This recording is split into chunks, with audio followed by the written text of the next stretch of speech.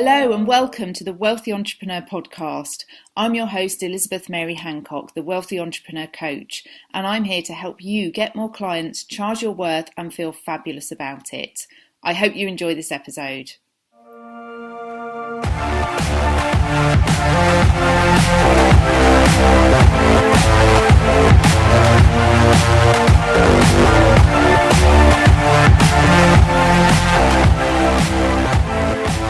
Okay, welcome everyone. Lovely to be here with you.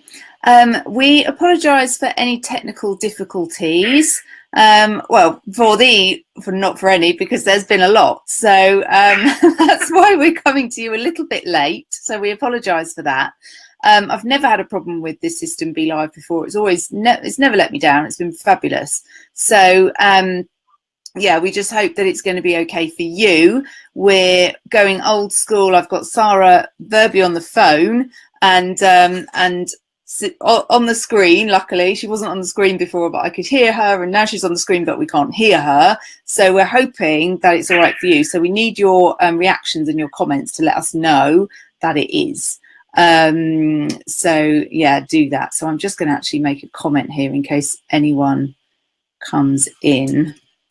Let us know if audio is okay. Okay. And I want to show the comments. So there we go. Good. So let's get started for real. So most of you know me. I'm Liz Hancock, Elizabeth Mary Hancock, the Wealthy Entrepreneur Coach. And if you're listening to this on my podcast, welcome. That's quite a new thing we've got going recently, the Wealthy Entrepreneur Podcast. But if you'd like to interact more, please do join my Facebook group. I can be found on Facebook under Wealthy Entrepreneur. And we've got a fabulous group there. And you can also search for me, Elizabeth Mary Hancock, and visit my page. But this interview isn't about me. It's about my wonderful client, Sara Cook. So Sarah Cook. So Sarah, lovely to have you with us. Hi Liz, thank you for having me. My pleasure, absolutely my pleasure. So Sarah's going to be helping us tonight. We're actually quite aligned in the coaching we do and our beliefs and what we're passionate about. So this is such a close to my heart thing. So Sarah's going to be talking to us tonight about the inner critic versus the inner mentor. And we certainly had some inner critic voices in our heads just a very short while ago while we were trying to sort out all the technology. Like, it's so frustrating. We can't do this. Technology, all these obstacles and barriers that come up. So we're going to be talking about that very, very shortly. But just before we do, I want you to find out a bit more about Sara. And so Sara she set up the More to Life Club, and it's going fantastically. I'm just so proud of you. You're doing so well.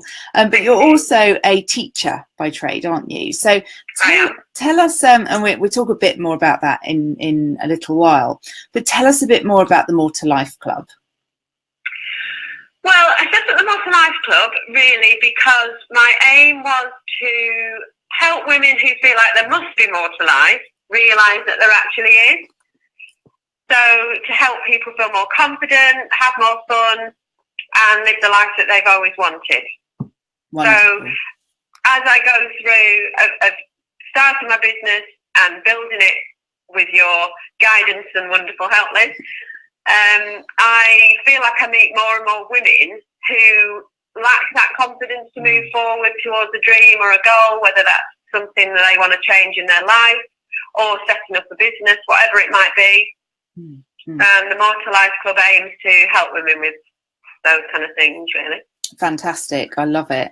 And I think there's such a need for that, isn't there? Because I think times are changing, and we've kind of been through, obviously, I won't get on like my feminist box now, but we've been through that, like women were just housewives and, didn't really do much else for a long time. Then we tried to have it all. And then I think we kind of realized that that's actually really hard. And so I think there's some people that just thought, I can't do that because it is so hard. And they've seen other people burn out or other people try and have it all and fail miraculously. And it's just, it's just such a struggle for, and obviously, yes, we are talking about women because that's who Sarah specialises with, but it's just, it feels like the tide is turning, and it's actually a core group of women that are saying, I do want more. I might not want everything, but I want to be happy. And I'm actually trying to put myself first, even though that's really hard. They're trying. So is that what you found? What are your views on that? Yeah, completely. I think a lot of women now are looking for ways to make something work, make money that works for them and that they can fit in around, whether it's kids or just having more chance to travel or whatever it might be. I think we're becoming more, keen to kind of have the life that we design ourselves rather than what somebody else tells us we should be doing, I guess. Yeah, that's wonderful. But we still come up against a lot of obstacles, don't we? And men too, when they're trying to balance, this isn't just women, but men too, when they're trying to balance maybe work and a job and setting up their own business, or a job or a business, or both, and family. We don't have completely unique needs, but what would you say, Sarah, has been your biggest challenge trying to juggle it? Because you are a teacher, you're still teaching, aren't you, albeit part-time, but you also have a young family, and you've got a dog as well, which some people know I desperately want a dog, but I'm like, I just don't think I've got the time for it right now. No. But so like, how do you try and have it all? I think coming back to what we originally said about that inner critic, I think sometimes we find ourselves becoming potentially overwhelmed by what we've got going on, and instead of moving forward and finding a way to move forward, we kind of get stuck in that overwhelm. And I think for me, one way of dealing with that would be potentially writing down all those things that go through my mind quite regularly. So it might be, I haven't got enough time, or I can't fit it in, or there's too much here, there's too much there. I'm never going to get it done. And actually question it and say, okay, what's the truth here? Who says I'm never going to get it done? What do I actually need to do? And kind of calling out those voices, really, that say, well, hang on a minute, how can I fit? If this is what I want and this is what I want to achieve, how can I make it work so it can? Yeah. And if I listen to those voices, which ultimately quite often is around fear, it is around pressures from outside of how I feel like my life should look. But sometimes we have to call those voices out and say, well, hang on a minute, what is the truth here? And how can I move forward? Yeah. So that's I tend to find that helps, because otherwise you can get swamped in all these messages, voices, whatever it might be that keeps you where you are, I guess. Yeah, absolutely. And I think awareness and calling, I like what you say, like calling yourself out on it. I know time is my issue, but even knowing that, I still have to call myself out on it sometimes. And it's just like, right, stop listening to your own bullshit, Liz. Well, actually start listening to your own, to what you tell others, and apply it to yourself.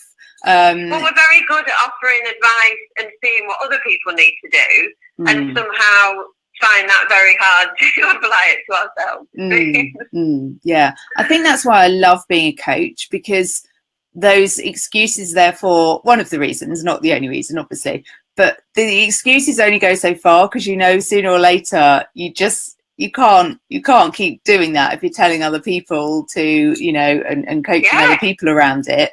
It's like, okay, I've got to be the example, and I've got to, hold myself up to my own high standards and be the example, be the shining light that I want to be.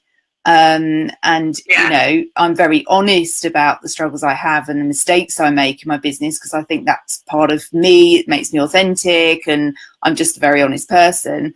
And it's what a lot of my clients like about me. But I think there is also, you know, if I never found a way through it or learnt from them or improved, why I wouldn't have any clients. So it's kind of hard sometimes, isn't it, to be that shining light and to show that it's a balance, I think, between sharing your own struggles and being honest and authentic and so on, but actually setting that example and emulating the behavior that people want to see, that, or rather the behavior that other people want to emulate. Does that make sense? Yeah, absolutely. And I think also, you know, I think people like us have so many, you know, we maybe watch a lot of inspirational stuff, or we, you know, sign up to lots of email things that come through. And and I know when we first started coaching, I started with the Wealthy Entrepreneur Academy. You said, you know, don't sign up to loads of different things that you're never going to do. You know, it's too much information to take in. It's almost like, okay, have a few tools in your toolbox that work for you, because there's so many different suggestions, and one contradicts another, and one you might think, well, that doesn't work for me, that sounds like a load of rubbish, whatever it might be. I think it's having a few different tools that work for you, that you can sort of pull out the bag every now and again and say, okay, I'm in this state again, notice that pattern, and think, okay, what do I need to do? You know, calling yourself out. You know, quite often it could be that, and I've talked to you about this before, you know, the time of the month, whatever, how that mood affects you. Have you had, I mean, sleep if you've got young children, that can be a huge big thing, you know, if you're not getting enough sleep. I mean, personally for me, if I don't have enough sleep, I can honestly spiral into a completely different person. Me too. So, you know, I guess it's having those few different things in your toolbox to say, okay, right, I'm going to try this, whether it's a breathing technique or whatever it might be that you choose works for you, I guess. That's such a good reminder. I think sometimes we're always searching for the next good thing or the next breakthrough, and we actually forget that sometimes we have everything we need. Like, I know you and I were both fans of EFT tapping, and I did a video a while ago why I spent 10k on a shaman, and I literally spent 10k on a shaman. I never know how to say it. But like, I went and it was a great experience. I don't really regret it, but do you know, I came home and actually I was quite traumatized by some of the stuff that we did, and I came back to tapping, and that works for me. So it's like, why was I searching when actually I've got everything I need, and it's what I teach, and there's, you know, there's so many different things out there. We could never experience them all. So sometimes just actually looking inward and saying, what have I already got that I could use on this? Even if I'm resistant to using it, because we don't always want to help ourselves, I never think to tap on myself. I have to literally go into that coach mode and force myself to. And when I do, everything changes. So it's just fantastic, isn't it? Just to remember. I just want to have a shout out for Dominic, because he's here and he can hear us, so that's good. Our system is working, which is great. I haven't got any other comments. It's interesting you say that. Actually, it comes to mind a question that I was listening to something the other day, and the question was, what do you want that you've already got? So that kind of striving, searching, you know, whether it's you're making a change or starting a business or whatever it might be, and you're thinking, oh, well, I'll just get a bit more, I'll do a bit more of this, or I don't know enough, so I'll keep signing up for new stuff, and never actually thinking, okay, what can I do? What do I already have that I can use? And start from there. I think that's so true. I've written that down. I love that question. And not even just for like helping ourselves, but for example, when it comes to marketing, we don't always have to be chasing the next big thing. Actually, if we just did what we were doing, but do it a little bit better or a little bit smarter, or spend a little more time on it, then sometimes that's enough. So really great advice. Thank you, Sarah. So let's talk a bit more about this inner critic. Tell us more. Because I'm sure people have heard, you know, voices in your head when you're sort of beating yourself up, that one devil on one shoulder, one devil on the other, or angel and devil rather. But tell us more about it, how you like to explain it. For me, I think the inner critic is, its aim, I guess, is to keep us safe for a lot of the time. You know, ultimately its aim is to keep us safe. For me, I don't think we should be battling against our inner critic. You know, I kind of like to make friends with it in a way, which sounds a bit crazy, but I think if you battle against it and say, oh, why am I doing that again? Oh, I'm back in this same place. Oh, I'm always doing this, whatever you might be saying, I think it's better to say, okay, you're here, thank you for trying to keep me safe, but I'm going to move forward anyway. And what do I need to do to move forward? And almost kind of, I think Liz Gilbert talks about it, saying, okay, you can come along for the ride on this journey, but you're not sitting in the driver's seat, you're not in the passenger seat, you can sit in the back seat, but you're not going to make any of the decisions.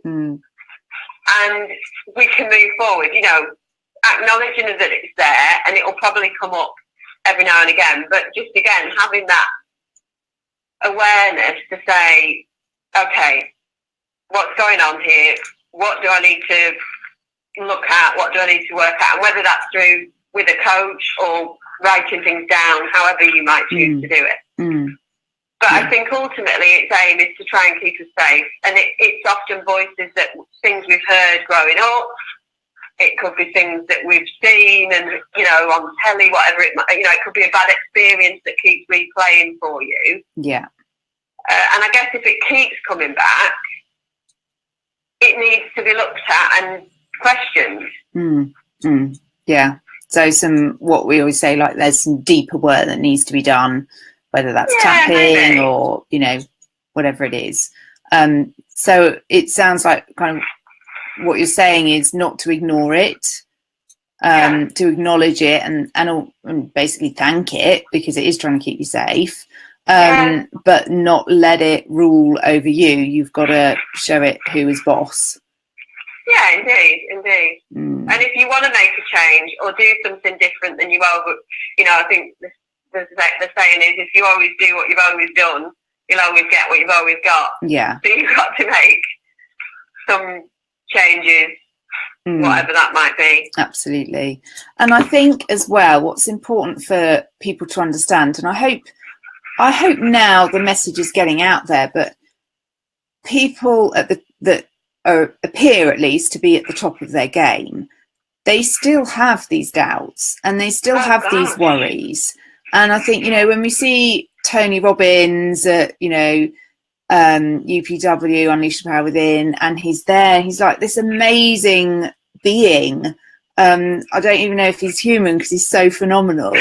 But he still, you know, if you watch enough interviews with him, he will talk about how he still has these thoughts, but he's just so well rehearsed in dealing with them.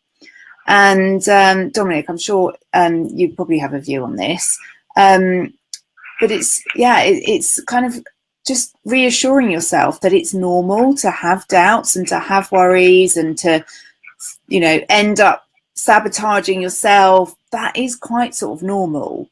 I think totally normal. Yeah. Oh my goodness. Yeah. So normal.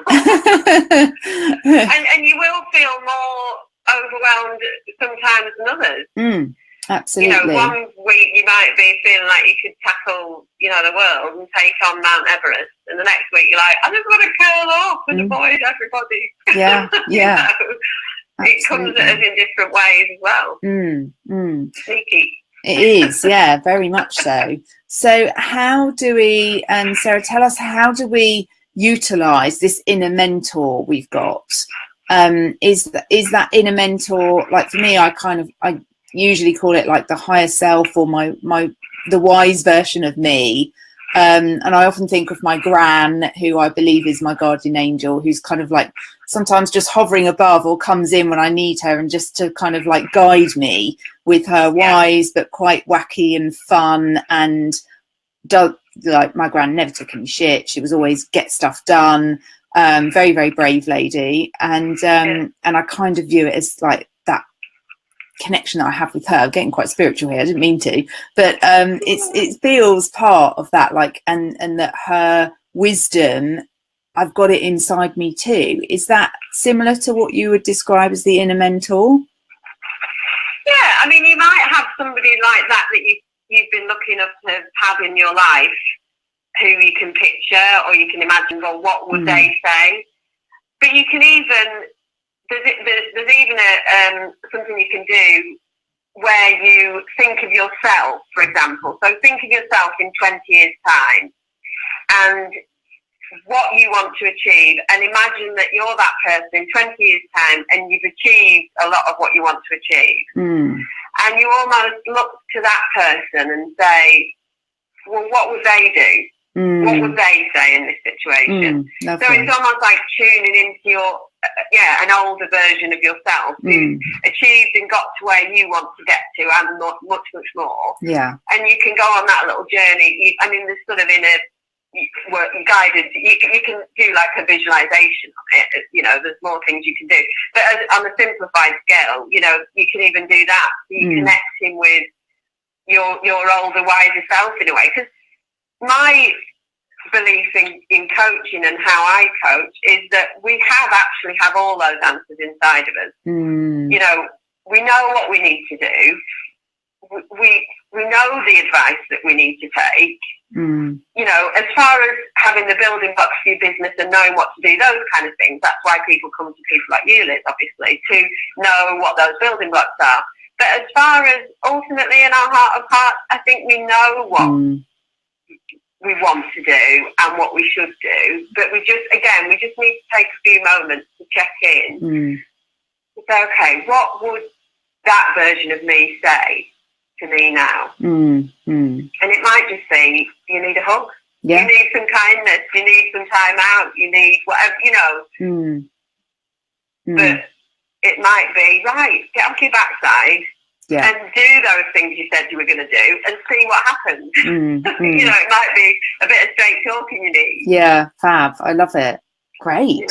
You know. So we, when we were preparing for this interview, I said, Sarah, would you take us through one of your exercises? So shall we do that? I'll be your guinea pig. Yes, absolutely. Well, so the exercise that I chose to do today actually is one that I suppose is linked to our inner wisdom and that side of inner mentor side of things. But it's about putting ourselves in a resourceful state. So there's no point acting from your inner critic. There's no point acting from fear, because we don't have that clarity of mind to make sensible decisions and choices. That's so true.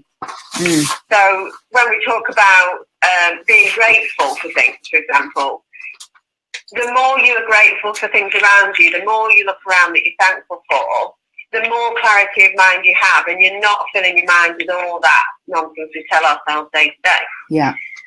So the whole point of this exercise is that we put ourselves in a more resourceful state of how we want to feel, and then move forward from that place. Okay. So that's the key. So that's basically what we do, and I'm not sure what sort of time we've got, but it might take 5 minutes. Yeah. It's maybe not even that. So basically what I want you to do, so I think let's use confidence as a thing that we want to feel. Yeah. Because quite often that's the thing that a lot of women, when I feel confident, I'll do this. You know, when I feel more confident, I'll move forward with that. You know, and that day, if we're honest, never comes, does it? Because you're waiting for it. You know, it's not. So talking about feeling the way we want to feel now. So imagine confidence. So you could stand up or you could sit up. You could close your eyes if you like. But shoulders back. And just take a few of these breaths just to center yourself in. And I want you to picture in your mind you as a confident person. So it might be that you're thinking about making sales calls, or you're at an event, or whatever it might be. So you're picturing yourself stood confidently with an audience, for example. Okay. Okay, got that? Yep. And when you sort of feel your shoulders back and your head up, whereabouts do you feel that confidence in your body? Can you feel that confidence in your body at all? Yeah, I feel it in my heart, kind of in my head a little bit, and definitely in my feet. Okay, that's nice. So can you, as you picture in those places of that confidence, could you attach a colour to it? A colour that would associate with confidence? It's yellow. Okay. So you imagine that picture. And does it have a particular shape in your body, or No, it's kind of sort of very fluid, almost like a river flowing. Okay, that's nice. So as you check into that yellow river flowing within your body, can you start to imagine it kind of starting to move around your body, almost like a swirl around your body? So it's going all to your fingertips, right to your toes. Really breathe that in. And could you add a soundtrack to it? So maybe a song that makes you feel powerful, makes you feel confident. Yeah. Or would you prefer? Yeah, I have. I'm just laughing because I've got the Black Beauty theme tune in my head. Brilliant, like it. So as you feel that yellow surging around your body, spreading out like rays into your body, and then you can picture your Black Beauty music at the same time and hear that. And really just enjoy that sensation for a second or two. Cool. And then open your eyes if you had your eyes closed. I can't see you. I keep closing my eyes and looking over, doing it all over the place. I don't know what I look like. Right. And the next thing we need to do, and this is the part that we can reuse as a quick tool. So the easiest thing to do is with your forefinger and your thumb. So it's almost like we want to bottle that really good feeling. I mean, we're doing a real whistle-stop tour of it here, you know, so you get behind it.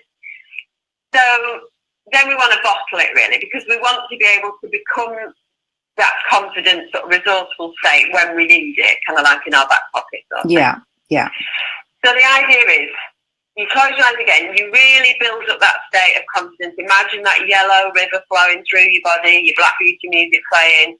And when you really feel it at its height, at its peak, put your finger and thumb together like that. That's probably a good point to do it. I mean, you might choose another pressure point, whatever. It doesn't really matter. It's almost like you're locking it in. Yeah. So do that, and then once you've done that, let me know and lock it in. So do that one more time. Okay.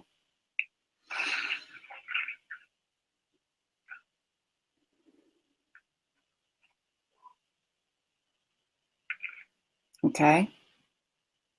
Lock it in. Yep. Okay. Now the idea is just give yourself a shake off, have a look, have a drink of water, whatever you need to do. And the idea is you do this about 5 times. Can you imagine that again? Each time you stop, you lock it in. Cool. So we can do that another couple of times. Okay. So do it again. Yep. Imagine that in your body. Shoulders back, standing up straight. And I really hope everyone at home who's watching this, and people on the replay or who are listening, do this. Don't just listen. That would be really boring. Just do it, because it's really nice. What have you got to lose? So anchor it in. Okay. And do I open my eyes each time or do it again? You can open your eyes each time. The idea is you kind of, what we call break state. You kind of look out the window, almost like you're letting it go, and then you bring it back again. So the idea is you're training your brain that when you need it, when you're going into a meeting or you're making a call or whatever you're doing, I don't know, walk into the school gates if that makes you feel nervous. You know, I do that sometimes. Walk into school, I'm like, oh God, I've got to see everyone and talk to everybody. You know, sometimes I do that. So use it like, I'm confident, thank you, and in I go. Okay, cool. So we can do it one more time. Okay.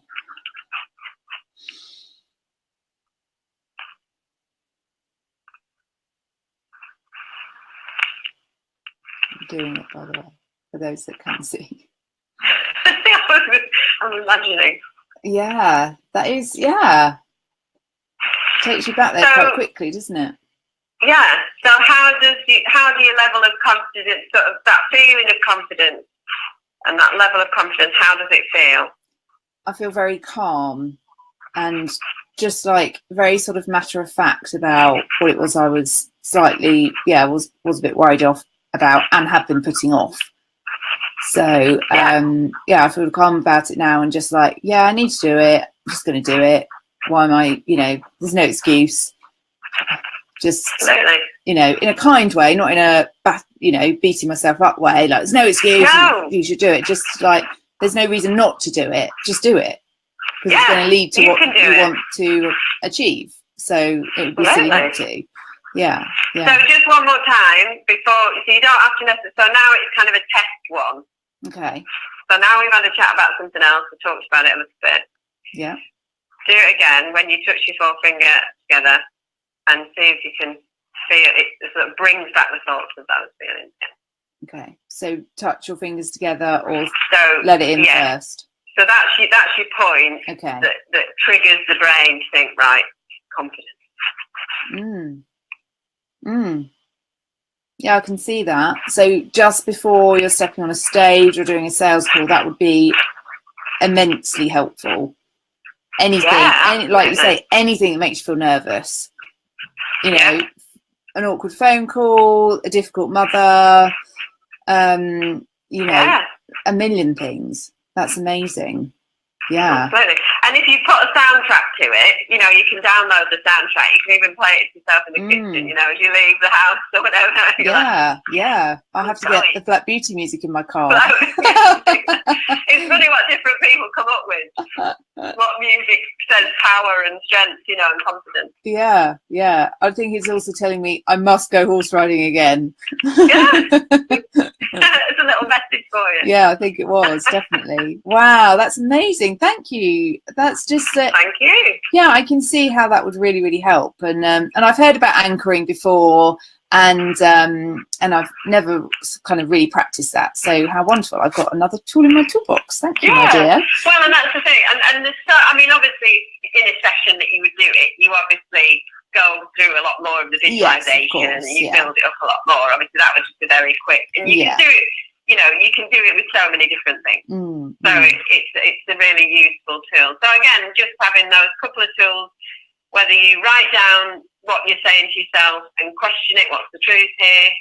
Whether you talk kindly to the inner critic and say, come on, let's go for the ride together.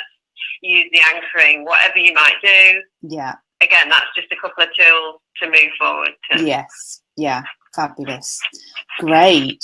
Well, that's been amazing. Michelle's here. Michelle, we're about to finish, my dear. But lovely to have you on. And I'm not sure when you popped on, Michelle, so let us know. But listen to the replay as well. It'll be up instantly. So tell people, how can they find out more about you? How can people connect with you, Sara? So I've got my website, which is www.moretolife.club. Yep, cool. My email is Sara, S-A-R-A, @moretolife.club. So if you've got any questions or you want to find out any more about these different exercises, please feel free to email me or contact me just via my website. You can email me via there. My contact details are on there too. I'm just going to put it up here. So www.moretolife.club.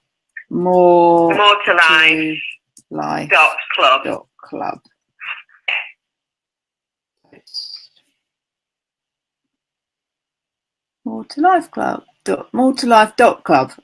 Yes, moretolife.club. Fabulous. Yeah. That's great. So Sara, and this is another thing I have to acknowledge the fact that I keep calling you Sara. Because everyone. I'm not the only one, and I only found out recently that actually, although Sarah's name is spelt Sara, it's actually Sarah, and bless her, she hadn't told me for ages. So how awful was that? Yes, us coaches make mistakes too. So thank you. So I'm still getting used to it. But brilliant, that's been so helpful. And and I want to go and watch Black Beauty now. and and phone my friends, say I need to come and ride your horse. So I'm going to do that. Thank you so much. And I'm so glad we made this happen. Tech issues, but we made it happen. And if you want to hear more from Sarah, then let me know, and we can do this again, because it's been great fun. So thank you so much. Thanks so much for your patience on my technical things. It wasn't you. Don't listen to that inner critic. It was just the universe just telling us to hang on, because someone needed us to hang on for some reason. Okay, my dear, I will speak to you soon. Thanks, everyone. Thank you so much, Liz. And don't forget to comment below, share, reach out to Sarah, reach out to me at any time, and join us on Facebook, join us in the Wealthy Entrepreneur podcast, and just go and be brilliant. Thank you so much. Speak to you all soon. Thank you, Liz. Bye, everyone. Bye. Bye.